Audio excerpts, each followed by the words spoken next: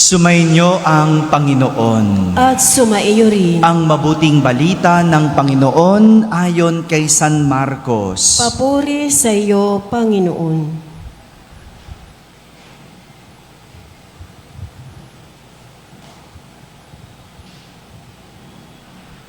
Noong panahong iyon, may dumating na mga Pariseo at nakipagtalo kay Jesus. Ibig nilang masilo siya, kaya hiningi nila na magpakita si Jesus ng isang tanda mula sa langit. Napabuntong hininga ng malalim si Jesus at ang wika, bakit naghahanap ng tanda ang lahing ito?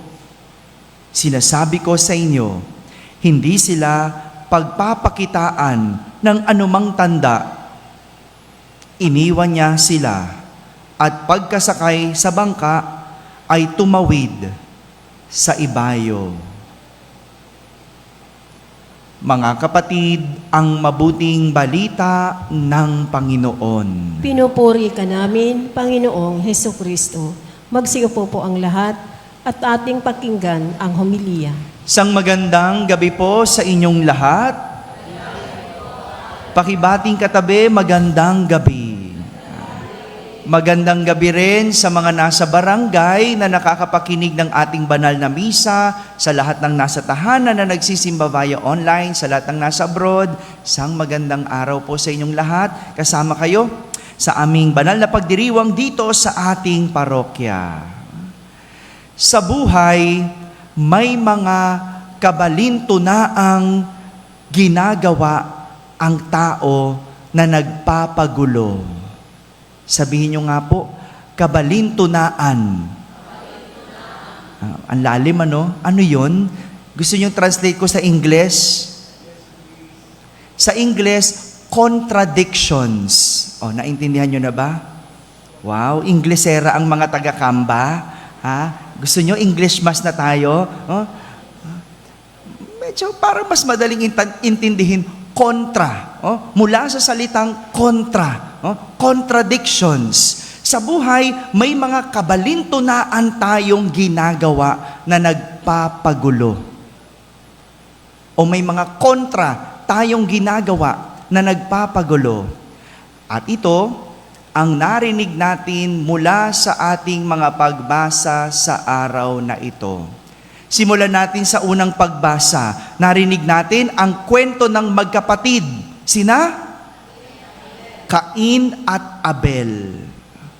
Sino sila? Sino mga magulang nila? Yan, sina Eva at Adan. Ayon sa kwento, si Cain ay isang magsasaka. Samantala si Abel ay isang pastol. Alam niyo ang pastol? Yan, alam natin, hindi ko na Inglesin. Dumating ang panahon na si Cain ay naghandog sa Panginoon. Ano nga trabaho ni Cain? Tingnan mo, nalimutan nyo na. Magsasaka. Kaya naman, anong hinandog ni Cain? Yan. Yung mga kanyang mga harvest, mga ani, mga ani. Kasi siya ay isang magsasaka. Kinuha naman ni Abel. Ano nga trabaho ni Abel? Kinuha ni Abel ang panganay ng kanyang kawan. Pinatay niya ito at inihandog sa Panginoon. Inihandog ang pinakamainam na bahagi. Ang lalim ng mga salita, pinakamainam. Yung the best, binigay niya sa Panginoon. Kaya naman, nasiyahan ang Panginoon sa handog ni Abel. Ngunit, hindi kinalugdan ng Diyos ang ibinigay ni Cain. Kaya, ano sa tingin nyo ang naramdaman ni Cain? Nagtanim ng galit si Cain kay Abel. Pwedeng nagselos, pwedeng nainggit, Bakit? Kasi bakit ganun? Dalawa kaming naghandog. Kaninong mas gusto? Kay Abel. Ba't ganun? Kaya isang araw, pinagplanuhang patayin ni Cain si Abel. Inaya niya itong maglakad-lakad at ginamit ang pagkakataon para gawin ang kanyang planong pagpatay. Anong nangyari?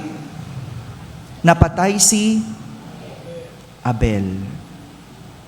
Hindi ba kabalintunaan ito? Contradiction ito? Tinatawag mong kapatid, ngunit tinuturing mong kaaway. Hello, sa mga magkakapatid.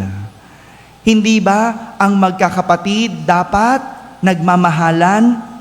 Hindi nag-aaway? Hello, sa mga magkakapatid.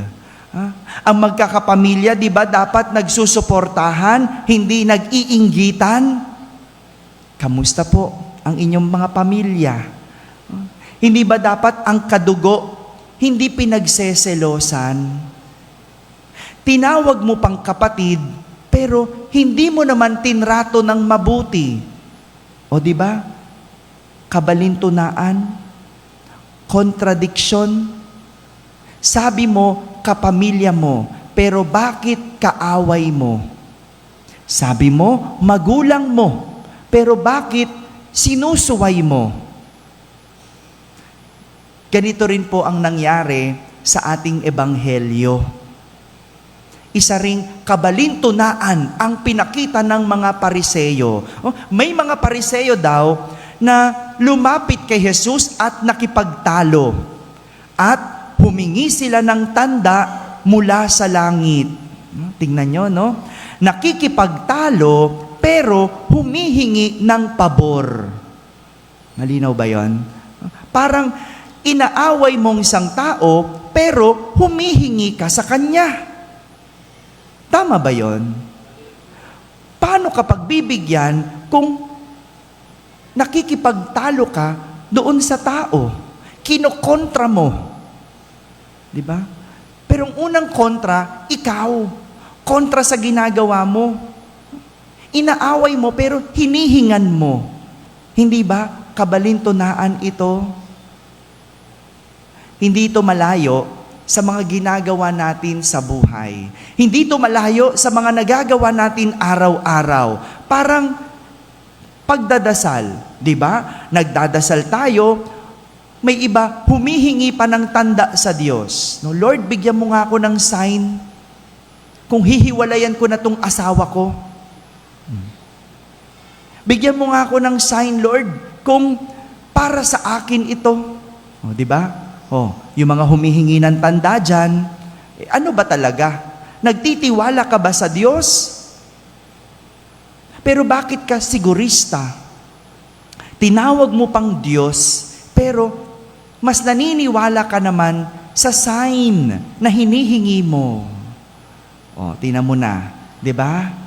Kaya huwag kang hingi ng sign, dahil yan ay tanda ng kawalan ng pananampalataya. Kung ibigay sa iyo ng Diyos, salamat. Kung hindi bigay sa iyo ng Diyos, salamat pa din. Bakit? Ibig sabihin, hindi sa iyo. Magtiwala ka sa Diyos. Madalas ganyan tayo eh. Tinawag pa nating Panginoon, tinawag pa nating Diyos, pero sinong nasunod? Tayo ba o Diyos? Tayo. Gusto mo ikaw ang masunod, ibigay sa iyo. As ang gusto mo, sinong sumusunod? Ang Diyos. O parang isang magulang, di ba ganyan din ang magulang? Tinawag mo pang nanay, pero hindi mo naman ginagalang. Sino ba ang nasusunod? Ang anak o ang magulang? Sino? O di ba nalilito na kayo ngayon, di ba? Sino? Tinamong anak. No? Pag hindi na pagbigyan, anong gagawin? Magdadabog. Kaya anong gagawin ng nanay? Susundin na lang ang anak. So, sino na ang magulang? Yung anak. Sino yung anak? Yung magulang. Di ba ang gulo? Ganyan nangyayari. Baliktad din, di ba? Kontra. Parang ganun din. Yung magulang, dapat siya yung nag-aalaga ng anak. Hello. Pero nung gagawin, ipapaalaga ang anak sa anak. Alagaan mo yung kapatid mo. Oh, tapos makita mo yung nanay nandun sa kanto nakikipagchismisan. Oh. Ngayon, sino na magulang? Yung anak. Kawawa, 'di ba? Tingnan mo mga kabalinto na ang ginagawa natin.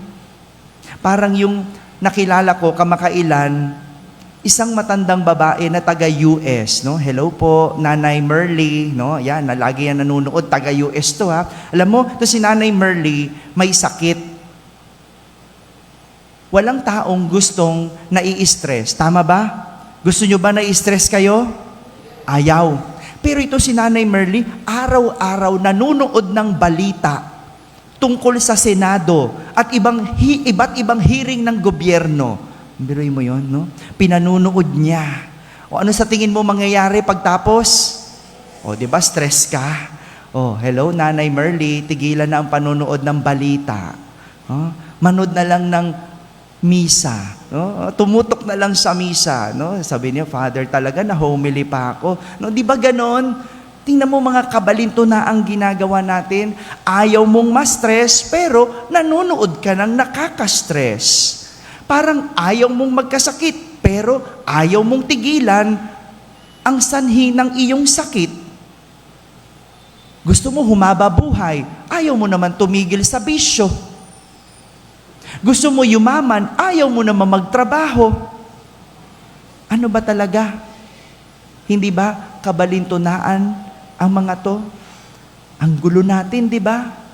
Gusto natin mapunta sa langit, ayaw magpakabait.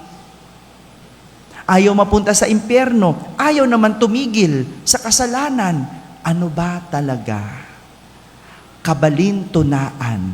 Kaya ang gulo ng buhay kasi kabalintunaan ang ginagawa. Mga kapatid, ang kabalintunaang gawain ay nagpapagulo sa buhay natin.